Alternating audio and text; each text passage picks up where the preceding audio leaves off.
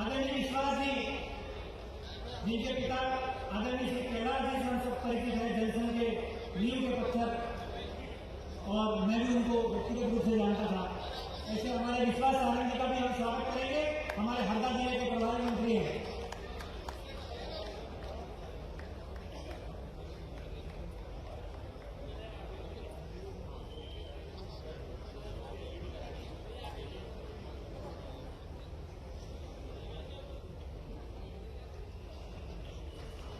अभी कुछ ही क्षण पूर्व हमारे यशस्वी मुख्यमंत्री जी ने नर्मदा घाट का लोकार्पण किया। इस कार्यक्रम की पृष्ठभूमि आपके सामने मैं 2 मिनट में प्रस्तुत कर रहा हूँ।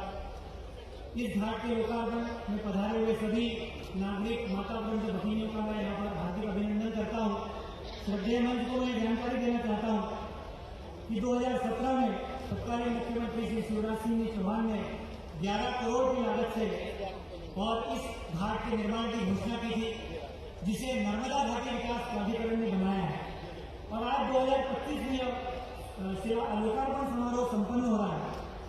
विश्व की प्राचीनतम नर्मदा जो है, ऐसा कहा जाता है कि वो वेदों को अपने गर्भ में समाहित कर लेती है। जब प्रलय काल होता है तो नर्मदा नदी जो है वो अपने गर्भ में वेदों को समाहित करती है, और जब ब्रह्मा जी सृष्टि की पुनर्रचना करते हैं तब नर्मदा जी इस ज्ञान को अपने गर्भ से प्रकट करती है। इसलिए नर्मदा जी का नाम वेद गर्भा भी है, और इसलिए इस घाट को वेद गर्भा घाट कहा गया है।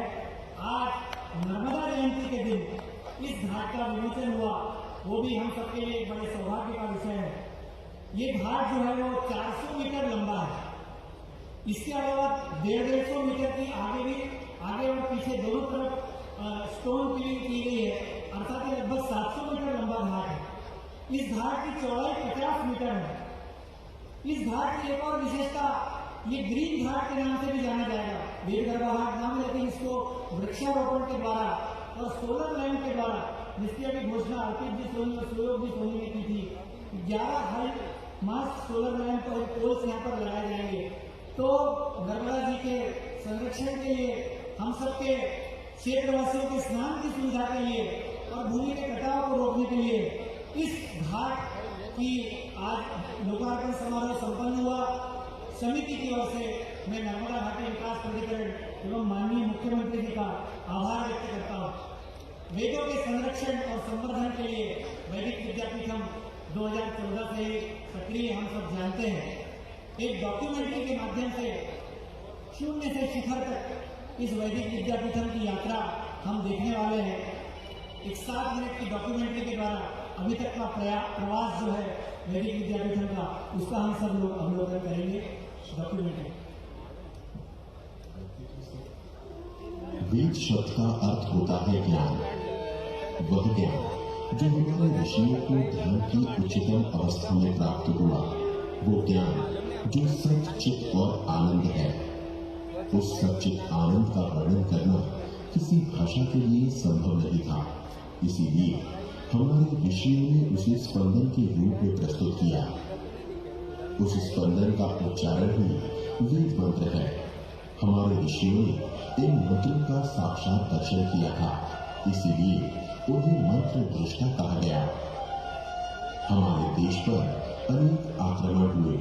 आक्रांताओं ने हमारी श्रद्धा के सभी केंद्रों को खंडित किया, लेकिन गुरु शिष्य परंपरा के माध्यम से वेदों का ये ज्ञान अक्षुण्य रहा। इसी परंपरा में बाबा बजरंग दास जी और उनके शिष्य स्वामी तिलक जी का योगदान अनूठा है। पूरे देश का पैदल भ्रमण करने के बाद बाबा बजरंग दास जी ने चित्रकूट को अपनी तपस्थली बनाया। उनके विराट व्यक्तित्व से प्रभावित होकर स्वामी तिलक ने अपना पूरा जीवन उनको समर्पित करने का निश्चय किया। स्वामी तिलक जी ने वेदांत का प्रचार करने के लिए लगभग 80 देशों की यात्रा की। दक्षिण अमेरिका के अनेक देशों में उन्होंने वेदांत का प्रचार करने के लिए केंद्र स्थापित किए। उन्होंने दक्षिण अमेरिका की स्थानीय भाषाओं में हमारे शास्त्रों का प्रचार किया। उनका त्यागपूर्ण जीवन देखकर पश्चिमी देशों में भी अनेक लोगों ने उनके द्वारा बताए गए मार्ग को स्वीकार किया। और आज भी उनके मार्ग का अनुसरण कर रहे हैं। उन्हीं बाबा बजरंगदास जी के आशीर्वाद और स्वामी तिलक जी की संकल्पना को साकार करने के लिए 2014 में विद्या भारती, संस्कृत भारती और स्वामी तिलक वैदिक विद्या समिति के प्रयास से 24 एकड़ भूमि पर वैदिक विद्यापीठों की स्थापना की गई। यहाँ पर वैदिक ज्ञान और आधुनिक शिक्षा के मध्य समन्वय स्थापित करने का प्रयास किया गया है। यहाँ के विद्यार्थी वेद की 7 शाखाओं का अभ्यास करते हैं। व्याकरण, न्याय, ज्योतिष जैसे वेदांत कहे जाने वाले विषयों में शिक्षा प्राप्त करते हैं। धनुर्वेद और आयुर्वेद जैसे उपवेदों का प्रशिक्षण प्राप्त करते हैं। साथ में गणित, विज्ञान और आधुनिक विषयों में भी शिक्षा प्राप्त करते हैं। मलखंड जैसे प्राचीन खेलों में यहाँ के विद्यार्थियों का उत्कृष्ट प्रदर्शन है, तो सभी आधुनिक खेलों में भी यहाँ के विद्यार्थी कहाँ पीछे हैं। स्वामी तिलक की ही प्रबल इच्छा थी कि स्वास्थ्य और शिक्षा के क्षेत्र में मार्गदर्शन करने हेतु एक अग्रणी संस्थान की स्थापना हो। इस बात को ध्यान में रखकर श्री बाबा बजरंगदास आयुर्वेदिक चिकित्सालय पंचकर्म एवं योग केंद्र की स्थापना की गई है। इस केंद्र का नेतृत्व करने वाले डॉक्टर वैभव शर्मा, डॉक्टर समीर जमदग्नि जी की परंपरा में शिक्षा प्राप्त कर पिछले 20 वर्षों से नाथ नाड़ी में दीक्षित होने वाले प्रथम चिकित्सक बने हैं। इस केंद्र में वमन, विरेचन, बस्ती, रक्त मोक्षण, शिरोधारा जैसी प्रक्रियाओं के माध्यम से शरीर शोधन एवं भिन्न भिन्न औषधियों के माध्यम से उपचार किया जाता है। औषधियों की शुद्धता और प्रक्रिया को सुनिश्चित करने के लिए डॉक्टर समीर जमदग्नि द्वारा पूरे देश भर में प्रशिक्षित हजारों आयुर्वेदाचार्यों का एक तंत्र खड़ा किया गया है, जो कि आपस में शुद्ध औषधियों का आदान प्रदान करते हैं। आयुर्वेद में मात्र शरीर के अंगों का उपचार नहीं होता, मात्र रोग का उपचार नहीं होता। इसमें शरीर का समग्रता से उपचार किया जाता है। 5 प्राणों का संतुलन किया जाता है, अष्ट धातुओं का संतुलन किया जाता है, त्रिदोष का शमन किया जाता है। इसीलिए आयुर्वेद को जब योग का सहयोग मिलता है तब उसका व्याप और अधिक बढ़ जाता है। परंतु रोगियों के लिए योग करना कठिन होता है। इस समस्या का समाधान करने के लिए योग गुरु BKS अयंगर द्वारा रोगियों को उपकरण की सहायता से योग करवाने की पद्धति विकसित की गई। इस पद्धति में गंभीर रोगियों से भी योग करवा लिया जाता है। जिन आसनों को सीखने में वर्षों लग जाते हैं, उन आसनों को मिनटों में करवाकर रोगी को लाभ दिया जा सकता है। वास्तव में योग की इसी पद्धति से प्रेरणा लेकर ही पश्चिम ने फिजियोथेरेपी का विकास किया है। अयंगर जी के शिष्य श्री करुणाकरण जी के मार्गदर्शन में इस प्रकार का योग केंद्र यहाँ पर स्थापित किया गया है, जहाँ पर बहुत ही न्यूनतम शुल्क में विश्व स्तरीय उपचार किया जाता है। इस केंद्र द्वारा लकवाग्रस्त रोगियों को भी 15 दिवस में ठीक किया गया है। स्वामी तिलक ने सेवा को ही सबसे बड़ा उद्देश्य माना है। चिचोटकुटी साधना और सेवा का केंद्र बने, यही उनका चिंतन था। उनके इस चिंतन का अनुसरण इस संस्थान द्वारा किया जा रहा है। आज लघु रूप में खड़ा हुआ ये एक प्रकल्प भविष्य के अनेक प्रकल्पों का प्रतीक है। भविष्य में वैदिक विद्यापीठम के द्वारा अमरकंटक से भरूच तक मां नर्मदा के दोनों तटों पर 108 गुरुकुलों की स्थापना करने की योजना है, जहां पर प्रत्येक गुरुकुल किसी एक प्राचीन विषय में समग्र ज्ञान को समर्पित होगा। आयुर्वेद विश्वविद्यालय, स्वतंत्र वैदिक शिक्षा बोर्ड, भरतमुनि नाट्य शास्त्र के आधार पर रंगमंच का विश्वविद्यालय स्थापित करने की योजना है।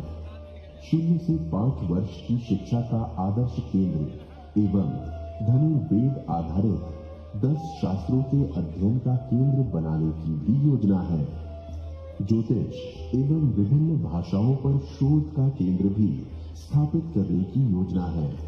ये गुरुकुल भारतीय ज्ञान परंपरा के संरक्षण का कार्य करेगा। संस्कृत ग्राम, गौ संवर्धन एवं जैविक कृषि जैसे अनेक विषयों पर अनुसंधान करने वाले शोधकर्ताओं की परंपरा का निर्माण करने वाला ये केंद्र बनेगा। प्रकृति का संचालन संतुलन से होता है। इडा और पिंगला का संतुलन, अभ्युदय और निश्रेयस का संतुलन, परा और अपरा का संतुलन, विद्या और अविद्या का संतुलन, 5 प्राणों का संतुलन, शाश्वत और युग का संतुलन, प्राचीन और आधुनिक का संतुलन, ये संतुलन ही वैदिक विद्यापीठम की यात्रा है।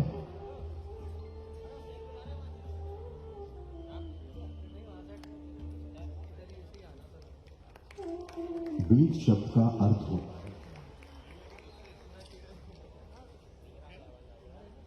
इस डॉक्यूमेंट्री के पश्चात बड़ा हर्ष का विषय है कि मंच पर उपस्थित डॉक्टर पप्पू राम जी बिश्नोई, जो मैनेजिंग डायरेक्टर हैं Dara engineering and infrastructure private limited, doctor Pappu Ram ji Bishnoi ji ने माननीय मुख्यमंत्री जी की उपस्थिति में ये घोषणा की है कि वे वैदिक विद्यापीठम के लिए 1 करोड़ की राशि दान करेंगे। समिति बहुत आभार व्यक्त करती है। अब मैं अमृत वचन के लिए, स्वामी तिलक जी के अमृत वचन के लिए बटुक प्रणवानंद पारे को आमंत्रित करता हूं।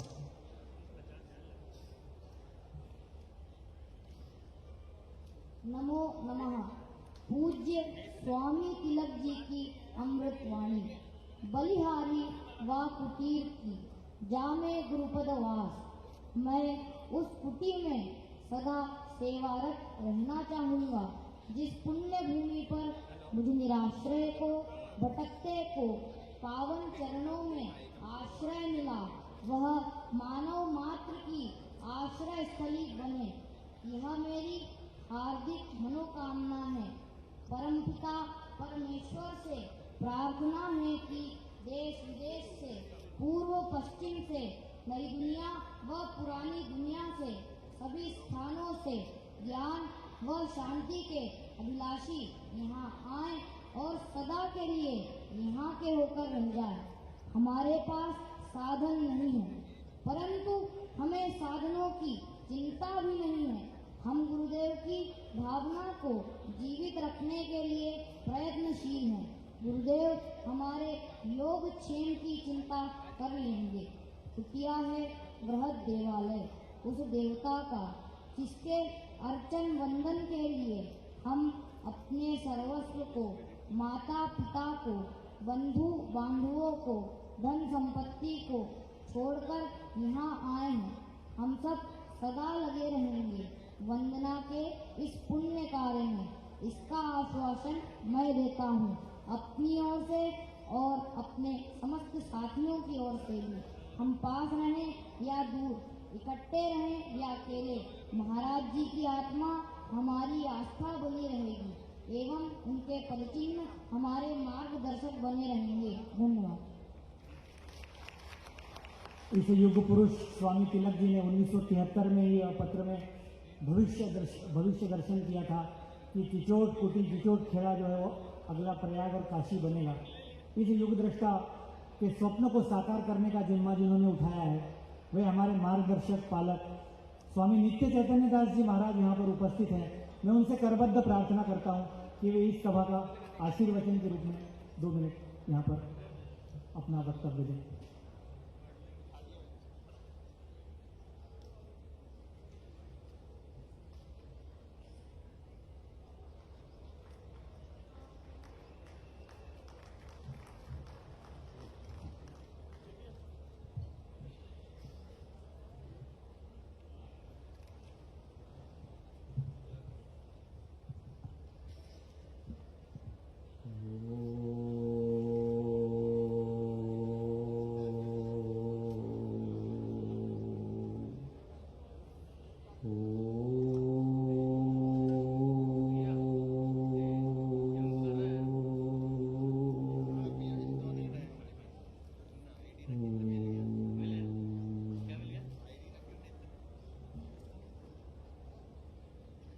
सुबह से शाम तक हमें कहा समय के अवधि को ध्यान रखना है, तो मैं संक्षिप्त में बोलूँगा। अब हम लोग सभी यहाँ आए हैं, वेद गरबा घाट की लोकार्पण समारोह में मंच के सामने पधारे सभी नर नारायण के रूप में उपस्थित जनता को मेरा जय श्री राम, जय नर्मदे हर। मंचासीन हमारे देश के महान विभूति राष्ट्रीय स्वयंसेवक संघ के सुरेश सोनी जी, मध्य प्रदेश के यशस्वी मुख्यमंत्री डॉक्टर मोहन यादव जी, अन्य सभी संचासीन महानुभावों को टीचर आश्रम और वैद्य विद्यापीठम का ओर से अभिनंदन और स्वागत। धातुओं में जैसा सोना प्रमुख है, वैसे ही माननीय सुरेश जी सोनी विद्यावादी के लिए उसके दिशा निर्देशों में विद्यावादी विद्यार्थियों के लिए एक महान कार्य करते आ रहे हैं। हमारे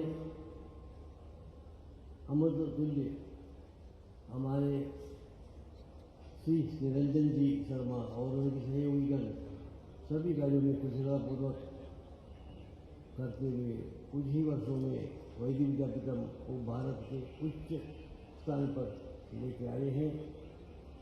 यह कार्य चमत्कार से कम नहीं है, क्योंकि आजकल चमत्कार की बात बहुत करते हैं। जहाँ चमत्कार है वहाँ नमस्कार है। उसमें राजनेता, मीडिया और सर्वत्र सब लोग चमत्कार को नमस्कार करते हैं। चमत्कार नहीं है तो बाबा को मूल्य भी नहीं है। हिंदू शास्त्रों में, वेदों में ये कहते हैं जहाँ चमत्कार को वक्त विस्तार के बराबर किया है। इसलिए जो व्यक्ति चमत्कार के पीछे जाते हैं वो ज्ञान की दृष्टि से निम्न माना जाता है। मां नर्मदा की इस वेदों का भाग 8 के लोकार्पण समारोह में कुछ शब्द मैं हमारे मुख्यमंत्री जी के सामने रखना चाहता हूँ। वेद रहस्यों को छोड़कर वेद के ही कर्म प्रधान कार्यों को में ध्यान आकर्षण कर रहेगा, जो समाज और मैया के हित में है। सहस्र वर्षों से प्रवाहित इस पुण्य एवं पतित पावनी माँ नर्मदा का गुणगान करना असंभव है। इसके भूगर्भ से और सहस्रों धाराओं से सदा बहने वाली यह शिवपुत्री नर्मदा को छिड़ी पहुँचाने का काम जाने अनजाने हम सब करते आ रहे हैं। इसकी पवित्र धाराओं को पवित्र बनाए रखने के लिए और अक्षुण्ण रखने के लिए जहाँ जहाँ आवश्यकता है वहाँ प्रतिरोधक दीवारों का निर्माण करना और वर्षा ऋतु में अशुद्ध जल, मल, शव आदि नर्मदा में गिरने से रोकने हेतु तालाब बनाए जाए और समीप रहने वाले किसानों को कृषि हेतु उस जल को उपयोग किया जाना चाहिए। नर्मदा जी के किनारे परिक्रमार्थियों के लिए पद यात्रा की सुविधा की जाए। यथा किनारों में स्थित किसानों को छोड़ी हुई अतिरिक्त भूमि से नर्मदा जी 15 या 20 फीट परिक्रमार्थियों के लिए पदयात्रा के निमित्त छोड़ी जाए। जिलाधीश जी द्वारा अवलोकन करके इसको निश्चित किया जाए। मां नर्मदा किनारे परिस्थिति विद्यालयों और गुरुकुलों में विद्यार्थियों में नर्मदा जी का महत्व बताया जाए और मां नर्मदा के सुजल को स्वच्छ और पवित्र बनाए रखने के लिए प्रयास किया जाए। पंचायतों को इस संबंध में कार्य करने के लिए प्रेरित किया जाए और पंचायतों को अमावस्या स्नान के बाद किनारे पड़ा हुआ कचरे को साफ करने के लिए पंचायत द्वारा व्यवस्था किया जाए। अंत में निवेदन है कि आश्रम स्थित जंगल में रहने वाले वन्यजीवियों की रक्षा, सड़क के कटाव रोकने और नर्मदा किनारे जल के अवरोध की दीवार की रचना की जाए। इससे वन अभयारण्य 31 एकड़ आश्रम जोड़ा हुआ है, 31 एकड़ वन भूमि है। 31 एकड़ वन भूमि की सुरक्षा हो सकेगी, जिससे आश्रम भूमि उपलब्ध कर सकता है। केवल दो ही जल घाट बनाए जाए। शहर तथा गाँवों में निकलने वाले दूषित जलों का अवरोध होना चाहिए। नर्मदा के अंदर रासायनिक खादों का और द्वारा फसल उत्पादन न पर रोक लगा दिया जाए। पंचकोशी परिक्रमा में निश्चित संख्या जैसे 25 या 30 का अनुपात होना चाहिए। नर्मदा रेत उत्खनन पर रोक होना चाहिए। नर्मदा में मरे हुए जीवों को डालने के पूर्ण प्रतिबंध हो। इस विषय में जानकारी दिया जाए। आदि के न बोलते हुए सबको एक बार और वदे हर और जय सिया राम।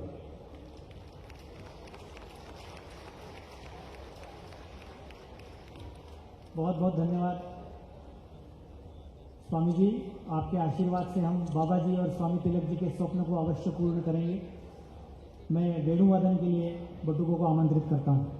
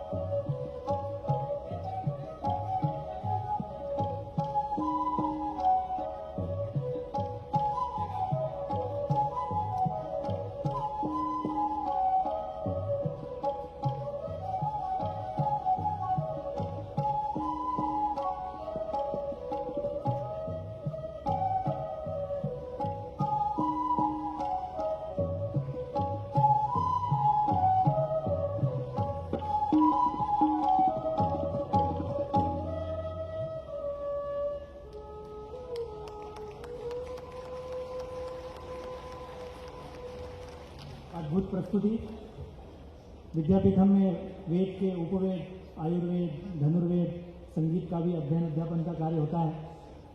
अब मैं आमंत्रित कर रहा हूं सरस्वती शिशु मंदिर तिमरनी की वर्तमान छात्राएं एवं पूर्व छात्राओं को कि वे आकर एक गीत प्रस्तुत करें।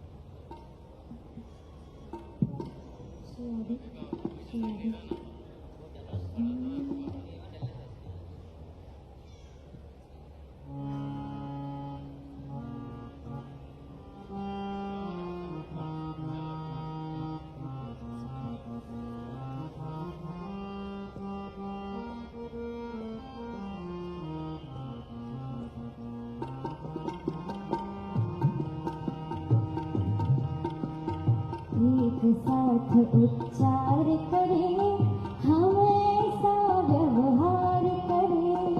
एक साथ उच्चार करें, हम ऐसा व्यवहार करें।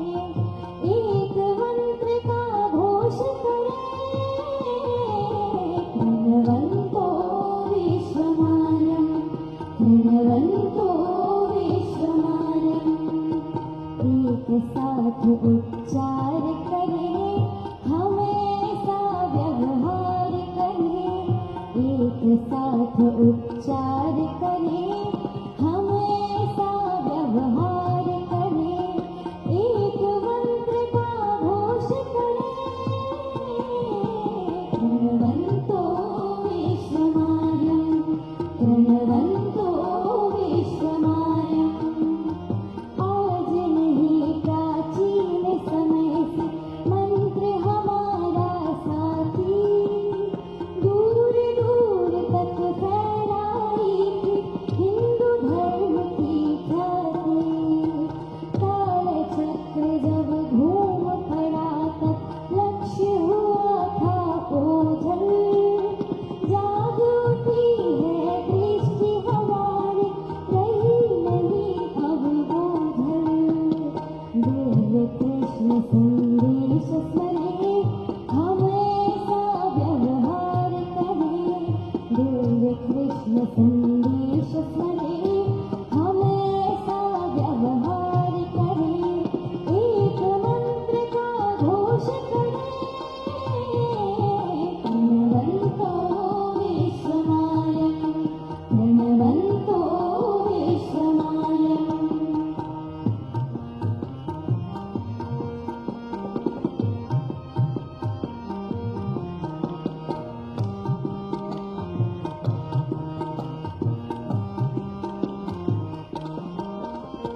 वेद और उपनिषद सिखाते क्या कर्तव्य हमारा, राम कथा गीता दिखलाती जो गंतव्य हमारा। मेरे विश्व में दूर दूर तक संस्कृति के बिखरे अवशेष, करते प्रेरित करो पुनः तुम विपरीत जागृति के संदेश। गूंजन से आकाश भरे, हमेशा व्यवहार करें, गूंजन से आकाश भरे, हमेशा व्यवहार करें, एक मंत्र का घोष करें, प्रणवन्तो विश्वमार्यं, प्रणवन्तो विश्वमार्यम्।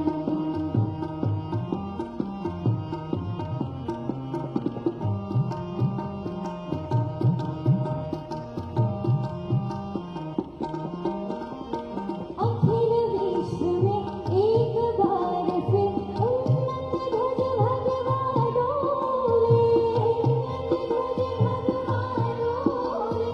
अखिल विश्व में एक बार फिर हिंदू धर्म की जय बोले, हिंदू धर्म की जय बोले।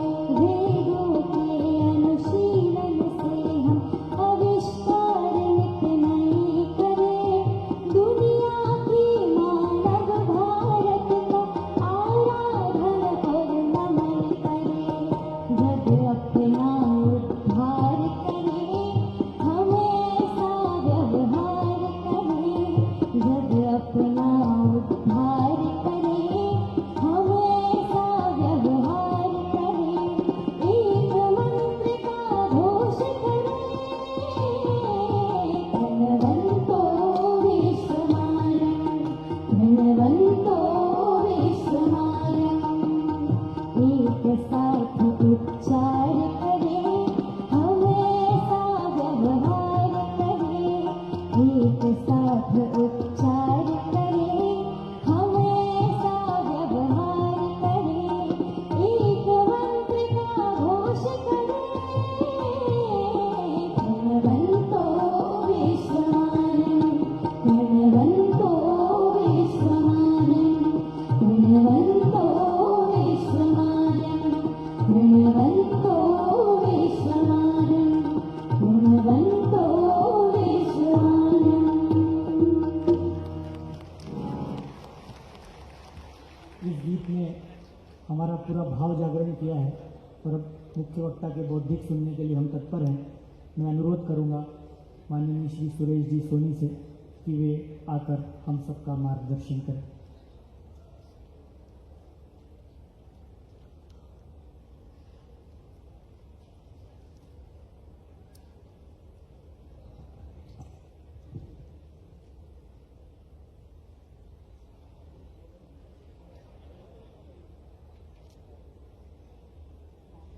बोलिए नर्मदा मैया की। आज के इस अत्यंत पावन प्रसंग पर जब आज मां नर्मदा की जयंती है,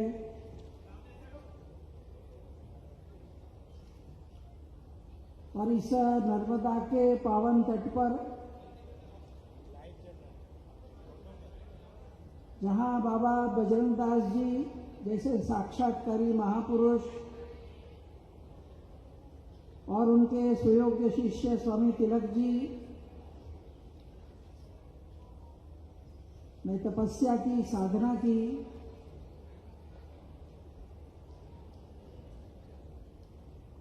उनका जो एक स्वप्न था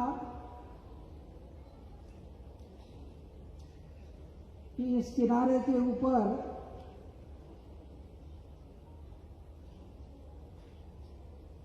दुनिया से लोग आए और भारत की जो ज्ञान विज्ञान की धारा है वो यहाँ से प्रवाहित हो, यहाँ पर एक विद्यालय खड़ा हो। तो इस आश्रम के इस नर्मदा तट पर स्थित इस वैदिक विद्या ज्ञान पीठ और यहाँ पर जो नर्मदा जी के तट पर वेलगर्भा घाट का निर्माण मध्य प्रदेश शासन के सहयोग से हुआ, जिसकी संकल्पना पूर्व मुख्यमंत्री शिवराज सिंह चौहान ने की और आज वर्तमान यशस्वी मुख्यमंत्री मोहन यादव ने उनका लोकार्पण किया। इस प्रसंग के अवसर पर, इस घाट के लोकार्पण के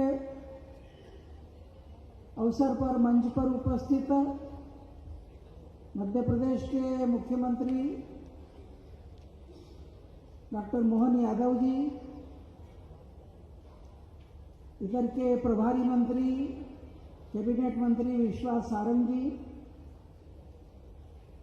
पूज्य स्वामी नित्य चैतन्य दास जी, ब्राजील से स्वामी जी की, तिलक जी की धारा को आगे बढ़ाने में साधनारत, जिनका नाम स्वामी तिलक जी ने प्रेम कुमार जी रखा, जैसे प्रेम कुमार जी, अमेरिका से आए हुए विजय अग्रवाल जी, विष्णोई जी, संस्कृत भारती के संगठन मंत्री जयप्रकाश जी,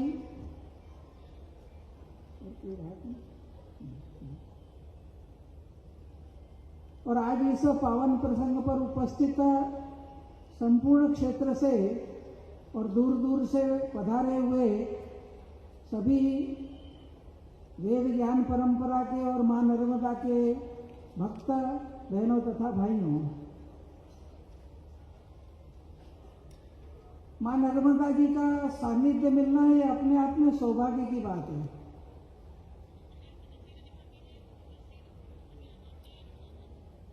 एक संत ने एक बार कहा कि जब गंगा का अवतरण हुआ और स्वर्ग से धरती पर आना है गंगा को,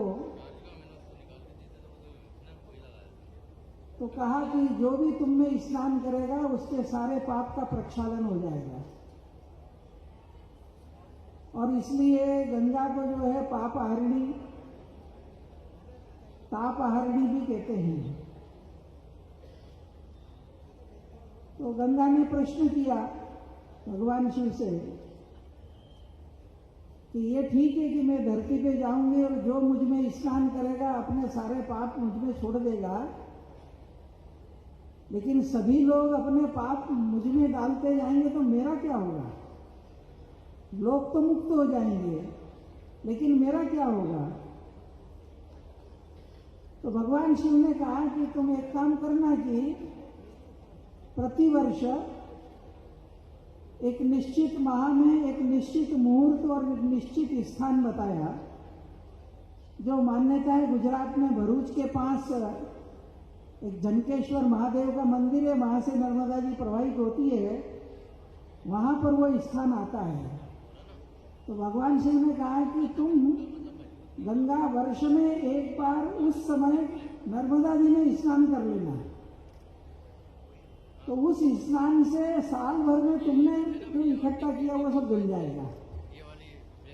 तो एक दृष्टि से गंगा का महत्व है, लेकिन नर्मदा का महत्व ऐसा है कि गंगा भी उसमें आकर के और पवित्र होती है। और इस नाते से आज ये नर्मदा जयंती का प्रसंग है। दूसरी बात है कि अपनी नदी एक ऐसी है नर्मदा जी जिसकी परिक्रमा करते हैं लोग, पैदल परिक्रमा करते हैं, लेट के परिक्रमा करते हैं, तरह तरह से परिक्रमा करते हैं। तो ये भी एक संदेश है अपने आप में, क्योंकि हमारे यहाँ पर कहा गया है कि सारी सृष्टि परिक्रमा ही है, बिना परिक्रमा के जीवन नहीं है। जब तक गति है तब तक जीवन है, जैसे ही गति रुक जाएगी जीवन समाप्त हो जाएगा। इसलिए हमारा शरीर है तो उसमें हमारा रक्त परिक्रमा करता रहता है। वो परिक्रमा करना बंद कर दे तो लोग कहते हैं हार्ट अटैक आ गया और आदमी ऊपर चला गया। जिस धरती पे हम बैठे हैं ये धरती भी परिक्रमा कर रही है। ये धरती जिससे बनी है, ऐसे जो परमाणु हैं कहते हैं उनके अंदर भी कुछ छोटे छोटे कण परिक्रमा करते रहते हैं। धरती सूरज की परिक्रमा करती है, सूरज ऊपर की गैलेक्सीज की परिक्रमा करता है। तो परिक्रमा यह एक जीवन का शाश्वत सत्य है। जब नर्मदा परिक्रमा करता है तो आदमी एक संकल्प लेता है, एक व्रत लेता है और उस परिक्रमा के अंदर सदैव तप करता है, साधना करता है, सभी के कल्याण का चिंतन करता है। तो एक दृष्टि से समाज जीवन के अंदर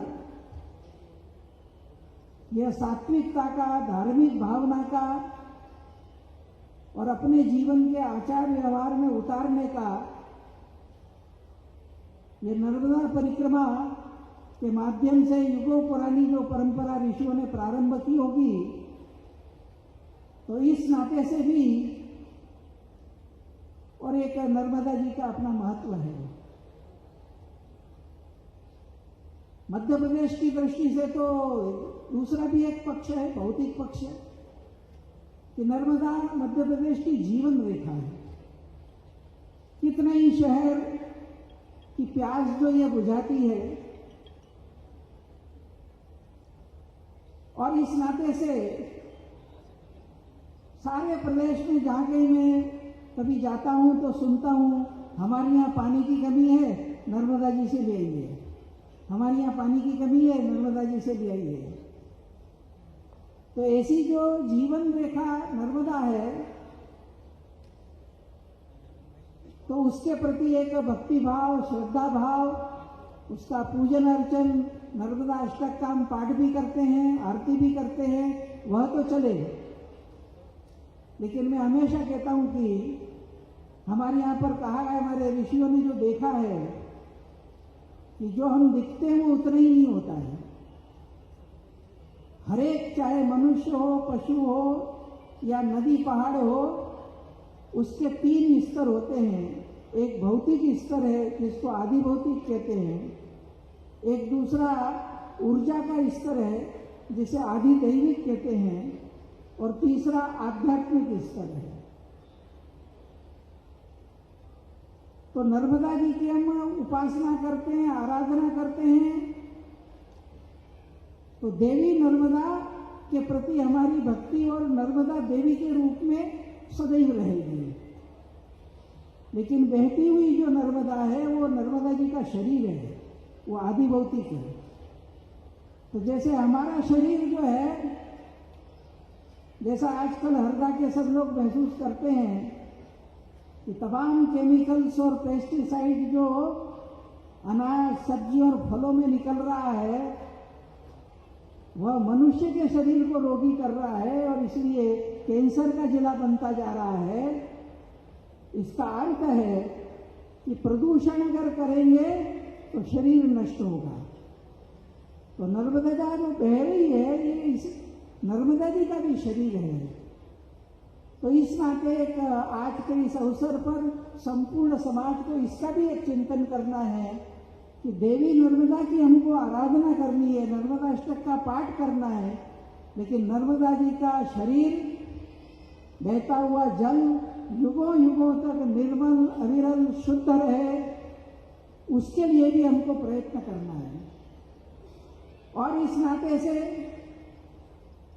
संपूर्ण नर्मदा जी के जल में किसी भी प्रकार का प्रदूषण व्यक्ति, परिवार, गांव, नगर इनके द्वारा न जाए, इसका भी संकल्प मुझे लगता है कि आज के दिन लेने की आवश्यकता है। इसी के साथ साथ जितनी अन्य नदी है, गंगा जी आदि, उनको एक बाहरी सहारा है कि हिमालय पर्वत से वो निकलती है। वो गंगा हो, यमुना हो, ब्रह्मपुत्र हो, वे सब वहां से निकलती, इसलिए बर्फ के ग्लेशियर पानी की आपूर्ति करते रहते हैं। लेकिन जो नर्मदा है उनके पास कोई ग्लेशियर नहीं है, तो उनका आधार क्या है? तो जो कथा आती है कि जब स्वर्ग से गंगा उतरी तो महादेव ने अपनी जटाओं में उसको धारण किया, तो संपूर्ण नर्मदा के गमन उद्गम से लेकर के और सागर में जहाँ विलीन होती है, उस संपूर्ण पथ के ऊपर जो वृक्ष हैं, पेड़ हैं, वो राशि ही भगवान शिव की जटा राशि है। और इस नाते से ये अविरल जल बहता रहे, इसलिए नर्मदा के किनारे वृक्षों की कमी न हो, वो भी मां नर्मदा की सेवा है।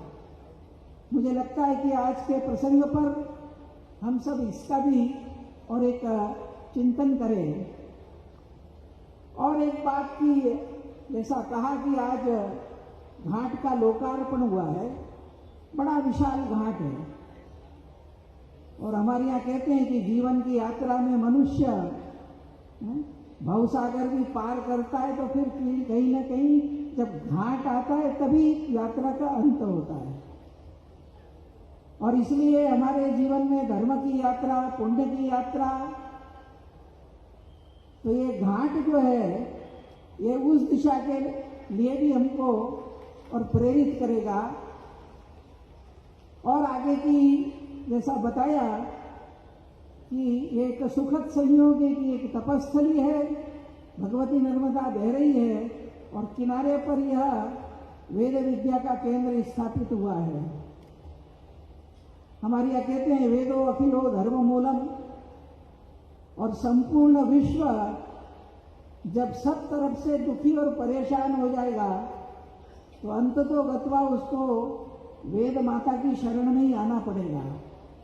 और इस कारण से इस संपूर्ण क्षेत्र के अंदर जैसी संकल्पना की है कि आसपास के सारे क्षेत्र में 108 गुरुकुलों का एक विशाल संरचना खड़ी जाएगी, तो यहाँ से गूंजे हुए वेद मंत्र जो हैं वह संपूर्ण और वायुमंडल को और शुद्ध करेंगे, अपने जीवन के अंदर सद्विचारों का संचार करेंगे।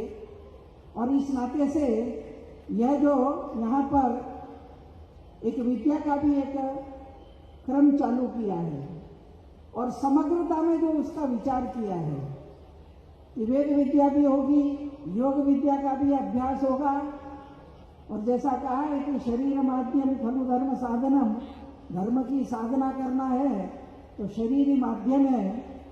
तो उस नाते से एक सनातन हमारी जो आयुर्वेद की पद्धति है उसका भी एक अच्छा केंद्र यहाँ पर विकसित करने की जो बात है, तो मुझे लगता है कि आने वाले समय के अंदर यह संपूर्ण क्षेत्र के लिए और एक दिशा निर्देश का कार्य आने वाले समय के अंदर में और करेगा। इस दृष्टि से इस संपूर्ण क्षेत्र के अंदर जैसा मैंने कहा कि आज इस नर्मदा जयंती के पावन प्रसंग पर हम सब माँ नर्मदा का चिंतन करें और माँ नर्मदा के स्वास्थ्य की भी चिंता करें, उनका आशीर्वाद भी हमको सदैव मिलता रहे। और उसी के साथ साथ जो पावन जल की धारा है, उसी के साथ साथ यहाँ से बहने वाली विद्या की पावन धारा जीवन के सभी क्षेत्रों के अंदर एक दिशा दे।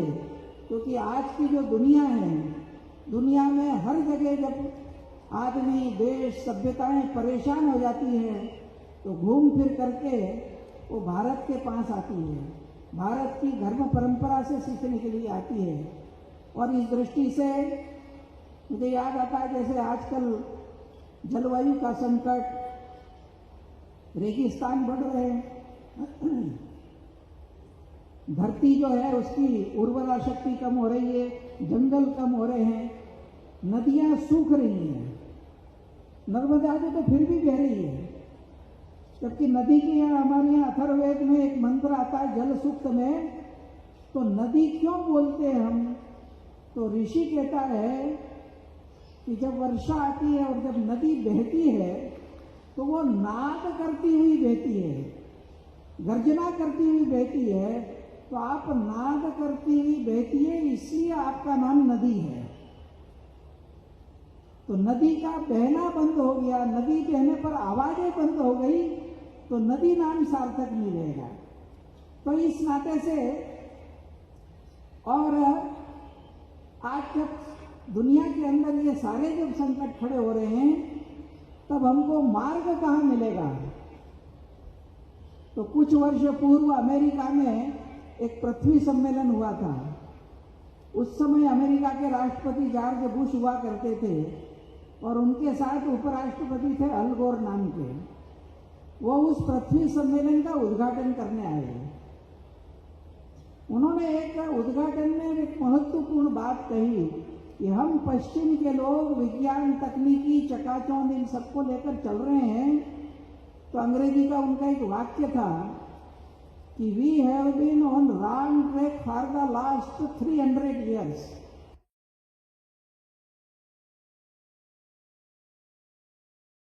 It is time to rethink and turn to east for guidance। इसका मतलब है कि हम लोग पिछले 300 साल से गलत रास्ते पर चल रहे हैं, विनाश के रास्ते पर चल रहे हैं। अब समय आ गया है कि थोड़ा ठहरें और ठहर कर थोड़ा पीछे देखें, पुनर्चिंतन करें और मार्गदर्शन के लिए पूर्व की ओर देखें, भारत की ओर देखें। और इसलिए मैंने कहा कि आज सारी दुनिया के अंदर जो संकट हैं, उन सब के अंदर भी अगर आना है तो ये भारत की जो हमारी दृष्टि है, जो अपनी माँ को माँ मानती है और इस माँ की मातृ दृष्टि को विस्तारित किया, और इसलिए हमने गाय को भी माँ माना, तुलसी को भी माँ माना, धरती को भी माँ माना, और जितनी बहने वाली नदियां हैं उनको भी हमने माँ कहा। काका कालेलकर ने देश की नदियों पे एक किताब लिखी थी, तो उन्होंने शब्द प्रयोग किया, ये सब नदियां हमारी लोक माता हैं, हम सब लोग इसके ऊपर निर्भर हैं। और इस नाते से आज यह लोक माता नर्मदा के जयंती के पावन अवसर पर यह जो एक पुण्य प्रसंग उत्पन्न हुआ है, उसका हम सब विचार करें। और आने वाले समय के अंदर इस केंद्र में भविष्य में एक भगवान शिव का मंदिर, और सबसे बड़ी बात कि चूंकि ये विराट घाट है, बहुत लंबा चौड़ा, तो आने वाले समय के अंदर संपूर्ण नर्मदा का जो तट है, उसके प्रमुख स्थान हैं, वो एक जगह सबको देखने को मिले। इस नाते से, और यहाँ पर कोई एक आज की टेक्नोलॉजी का और उपयोग करते हुए इलेक्ट्रॉनिक्स और इन सब का, और एक विराट संपूर्ण नर्मदा का विहंगम दृश्य भी यहाँ घाट के यहाँ पर सब लोगों को देखने के लिए और सुलभ हो, इस प्रकार के लिए एक भविष्य में योजना करेंगे। मैं समझता हूँ कि आज के इस पावन प्रसंग पर आप सब इतनी बड़ी संख्या में दूर दूर से पधारे, इसके लिए आप सबका धन्यवाद। कार्यक्रम के बाद सब घाट का दर्शन भी करेंगे। इतना ही कहते हुए, और नर्मदा जयंती पर सभी को सुख, स्वास्थ्य और धर्म लाभ हो, इस प्रकार की हृदय से शुभकामना करते हुए मैं अपनी वाणी को विराम देता हूँ। आदरणीय मुख्य वक्ता माननीय सुरेश जी के उद्बोधन के पश्चात हम सब उन्हें आश्वासन देंगे कि हम नर्मदा मैया की शीतलता, पवित्रता अक्षुण्ण रखेंगे और हमारे प्रदेश के यशस्वी मुख्यमंत्री जिनको सुनने के लिए हम सब बेताब हैं, उनके आने के पूर्व शंख का संकेत एक बहुत ही जबरदस्त कलाकार हैं श्री संभव डबकारा जी, वो शंख ध्वनि करेंगे और उसके बाद मैं माननीय मुख्यमंत्री जी को हम सबके सम्मुख आमंत्रित करूंगा।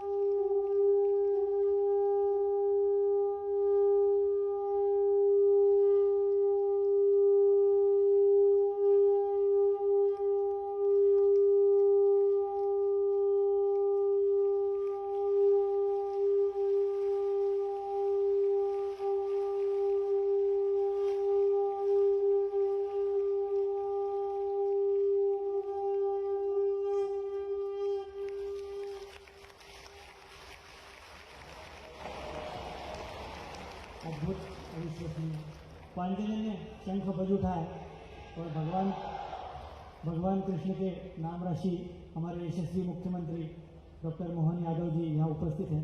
मैं उनसे सादर अनुरोध करूंगा कि वे हम सबको मार्गदर्शन दें।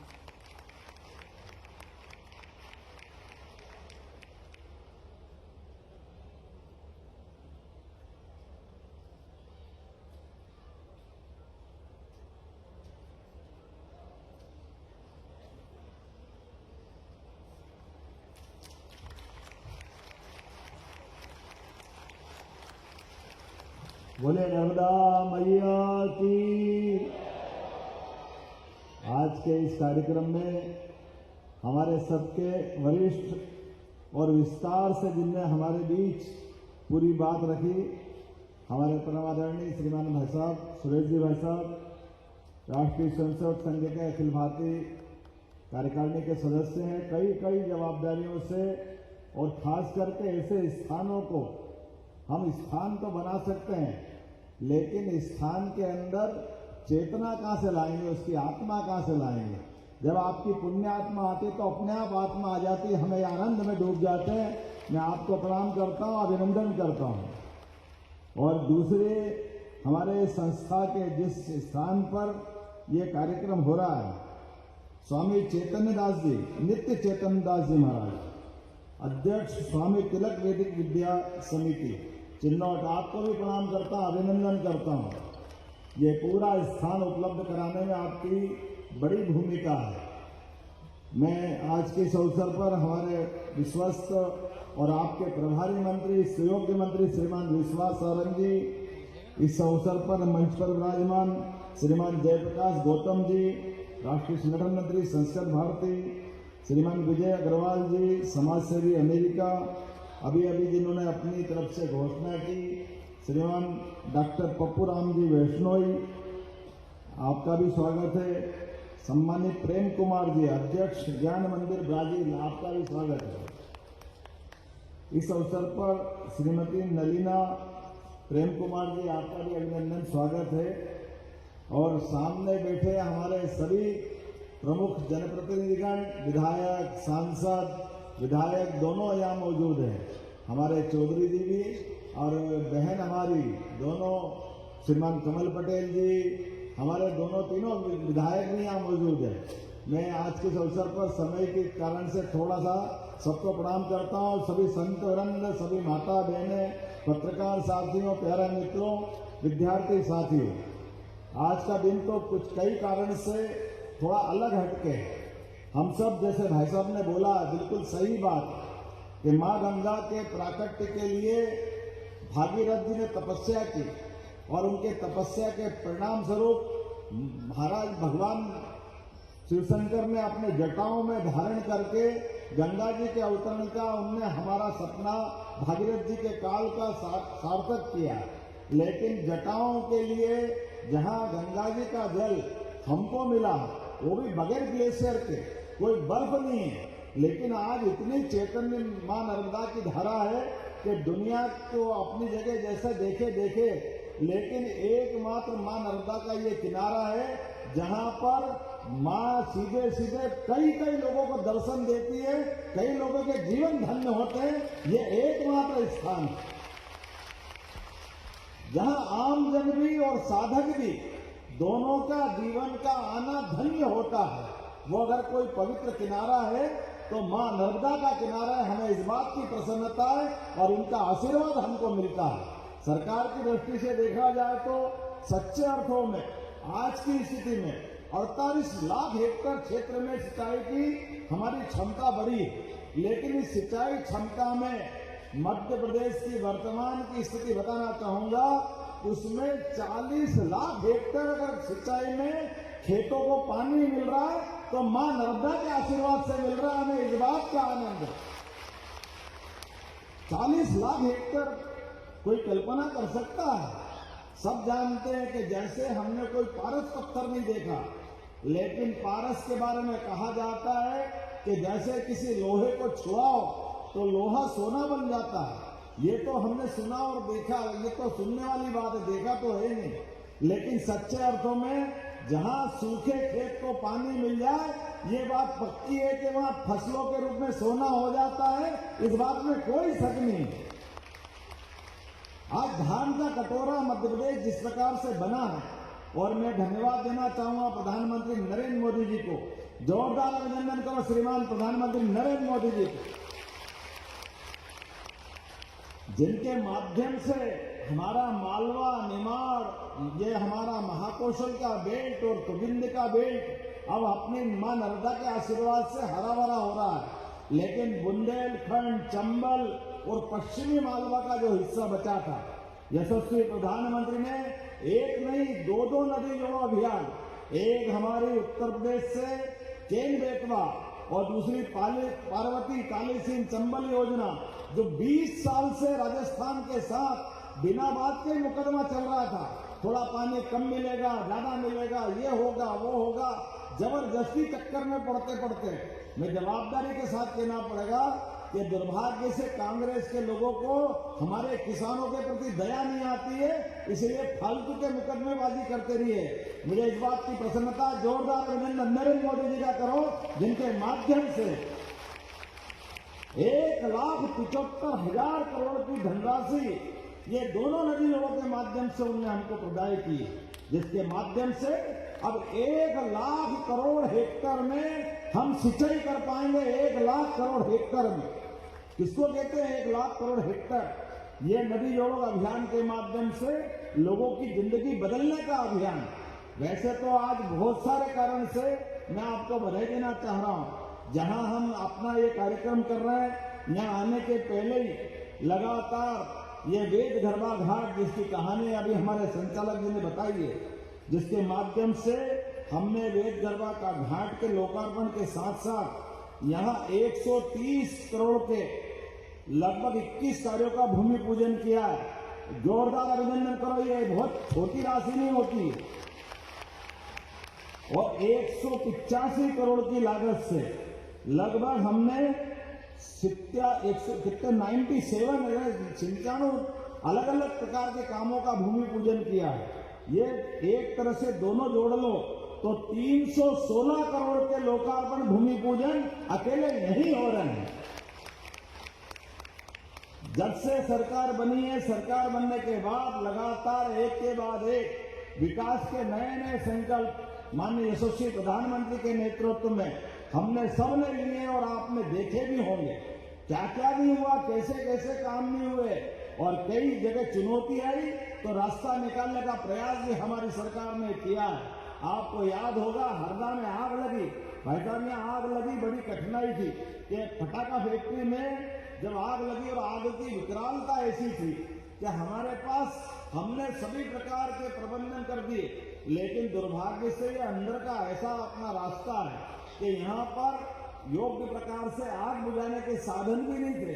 तो इंदौर, भोपाल, उज्जैन, होशंगाबाद, जहां से नर्मदापुरम कहते हैं, सब दूर से फायर ब्रिगेड पहुंचवाई, लेकिन उसके बाद भी आग की विकरालता और घायल और मृत्यु वाले लोगों के लिए लगभग हमने 100 के आसपास एम्बुलेंस भेजी, लेकिन कहीं भी जाओ, कैसे भी जाओ, तो घायलों को ले जाने के लिए 4 घंटे से कम नहीं लग रहा। लेकिन वो ग्रीन कॉरिडोर बना करके एक एक व्यक्ति की जान बचाने का काम उस समय किया था कि हमारे किसी व्यक्ति के जीवन में अगर कष्ट आ गया तो सरकार को सबसे पहले खड़े होना चाहिए। लेकिन मुझे इस बात का संतोष है, जितना बना उस समय किया, लेकिन उसके अगले महीने पूरे देश में एकमात्र राज्य मध्य प्रदेश है जिसने ये निर्णय किया कि हमारा राज्य भौगोलिक दृष्टि से बहुत बड़ा है और घायल को अगर 4-5 घंटे लग जाए तो बहुत सारी जनहानि होती है। इसलिए एयर एम्बुलेंस लाने का निर्णय हमारी सरकार ने किया कि आने वाले समय में किसी भी आदमी के जीवन में अगर ये कष्ट आ जाए तो जहां हवाई पट्टी है वहां विमान भेजते एयर एम्बुलेंस, और जहां विमान करने का हमारा एयरपोर्ट या हवाई पट्टी नहीं है वहां हेलीकॉप्टर से जान बचाने का काम हमारी सरकार के द्वारा किया जाएगा। ये निर्णय हमारे द्वारा किया। गए जमाना पुराने लोग थे, कांग्रेस के लोग एक तो इतने बड़े वाले हैं कि अपने घर में हेलीकॉप्टर उतारते हैं और हेलीकॉप्टर से जाते हैं। ठीक है, मां लक्ष्मी की उन पर कृपा होगी, लेकिन दुर्भाग्य से 40-40 साल से लगातार जनप्रतिनिधि हैं, लेकिन किसी गरीब के जीवन में हेलीकॉप्टर की मदद मिल जाए कोई उदाहरण नहीं है उनके सामने। और ये हेलीकॉप्टर एक व्यक्ति के लिए पहुंचाते हैं तो 2 लाख से लेकर 5 लाख तक जितना भी खर्चा लगे, हमने कहा पैसा जरूरी नहीं है, गरीब आदमी की जान बचाना जरूरी है। हमने कहा आयुष्मान कार्ड बनाओ, निःशुल्क पहुंचाएंगे हेलीकॉप्टर हवाई जहाज, ये हमारी सरकार का निर्णय है, एक एक व्यक्ति की जान बचाने के लिए। और एक नहीं, ऐसे कई प्रकार के। अभी तो परसों 2 दिन पहले जो बजट आया है और बजट की तैयारी हमारी सरकार के द्वारा भी की है कि हमारे यहाँ सच्चे अर्थों में 4 विभिन्न प्रकार की जातियां हैं, गरीब, महिला, किसान और युवा। वो चारों वर्ग की बेहतरी के लिए अलग अलग प्रकार के कामों की हमने दिशा बनाई है। भाई साहब, हमने युवाओं के लिए तय किया है 2028 तक 70% से ज्यादा युवाओं को स्वावलंबी बनाएंगे, अपने बलबूते पर वो रोजगार पाए और उनके जीवन में एक सुख का अलग से छाया है। ये प्रयास हमने किया गरीबों की जिंदगी अच्छी बनाने के लिए। अभी आपके माध्यम से हमने नेशनल डेयरी डेवलपमेंट बोर्ड के माध्यम से एक तरफ जब खेती की हमारी अच्छी आमदनी होगी, लेकिन सच्चे अर्थों में तो घर घर गाय, तो जिनके घर गाय वो सब गोपाल हुए के नहीं हुए, और जिनके घर गाय का कुल वो घर घर गोकुल। हम ये अभियान लगा रहे कि घर घर गाय का कुल बनाएंगे, और जिन गांवों में 2000 से बड़ी आबादी के सब प्रकार की सुविधा के गांव रहेंगे, सरकार के माध्यम से उनको वृंदावन गांव बनाने की घोषणा हमारी सरकार के द्वारा हुई है। अब गौमाता से निकलने वाला गोबर, गोमूत्र, ये कोई अलग संकट नहीं है, इनसे भी बिजली बनती है, इनसे बहुत सारी प्रकार का उपयोग होता है। ऐसे सारे कामों को प्रोत्साहन देकर के लगातार हम प्रयास करेंगे कि ऐसे एक के बाद एक इन कामों के माध्यम से आने वाले समय में अकेले इसी मध्य प्रदेश के अंदर जैसे अमूल की डेयरी गुजरात में आई तो गुजरात में किसानों की जिंदगी बदली। हम भी प्रयास कर रहे हैं कि मध्य प्रदेश में किसानों की आय बढ़े, किसानों की जिंदगी बेहतर हो, इसलिए उस पर भी काम करने जा रहे हैं। मैं आज के इस अवसर पर, चूंकि बहुत सारी बात हो सकती है, लेकिन एक गौशाला की बात यहाँ भी आई है। कौन सा गांव बताया था?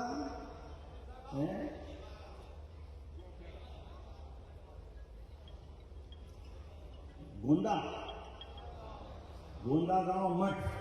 आपने जो कहा, निश्चित रूप से वहां भव्य गौशाला बनाई जाएगी। सारी व्यवस्था सरकार के द्वारा करेंगे।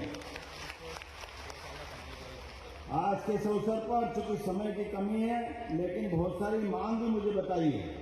ये सारी मांग भी मैं मानने के लिए यहीं से घोषणा करता हूं।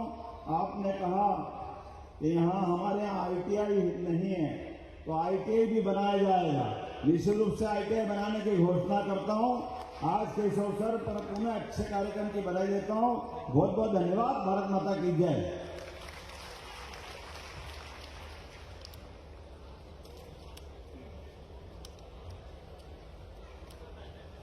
विकास कार्यों की सौगात के साथ गौशाला और ITI की बहुप्रतीक्षित मांगों को पूरा करने के लिए हमारे यशस्वी मुख्यमंत्री का बहुत बहुत धन्यवाद। मैं अभी सभी से अनुरोध करता हूं कि अपने स्थान पर ही बैठें। भोजन की व्यवस्था भोजन पैकेट की यहीं पर है, उसके बाद ही हम अपने स्थान से जाएंगे। सभी से अनुरोध है यहीं बैठें। मैं सचिव महोदय श्री सुजीत जी शर्मा से अनुरोध करता हूं कि वे धन्यवाद ज्ञापित करें। सभी कृपया बैठ जाइए, भोजन के बाद ही जाना है। सावधान। बोलिए नर्मदे हार। मां नर्मदा की इस पावन गोद में बाबा बजरंगदास जी, स्वामी तिलक जी की तपोस्थली पर स्वामी तिलक वैदिक विद्या समिति द्वारा आयोजित वेद गरबा घाट के लोकार्पण समारोह में आमंत्रित हमारे प्रदेश के यशस्वी मुख्यमंत्री माननीय डॉक्टर मोहन यादव जी, हमारे राष्ट्रीय स्वयंसेवक संघ के अखिल भारतीय कार्यकारी सदस्य एवं हम सबके मार्गदर्शक आदरणीय श्री सुरेश जी सोनी जी, हमारे हरदा जिले के प्रभारी मंत्री माननीय श्री विश्वास सारण जी एवं हमारे संस्कृत भारती के राष्ट्रीय संगठन मंत्री श्री जयप्रकाश जी गौतम जी, अमेरिका से पधारे श्री विजय जी अग्रवाल जी, डॉक्टर पप्पू राम जी यादव जी, राज्य से पधारे श्री एरिस्टो प्रेम कुमार जी। मैं इन सभी गणतंत्र अतिथियों का स्वामी तिलक वैदिक विद्या समिति की ओर से बहुत बहुत आभार एवं साधुवाद व्यक्त करता हूँ। आपने यहाँ आकर के मां नर्मदा वेद गरबा घाट के लोकार्पण समारोह को भव्य एवं दिव्य बनाया, हम सबको आशीर्वाद दिया। मैं पुनः आप सब लोगों का बहुत बहुत साधुवाद और आभार व्यक्त करता हूँ। हरदा जिले एवं आसपास जिले के समस्त नर्मदा के भक्तगण एवं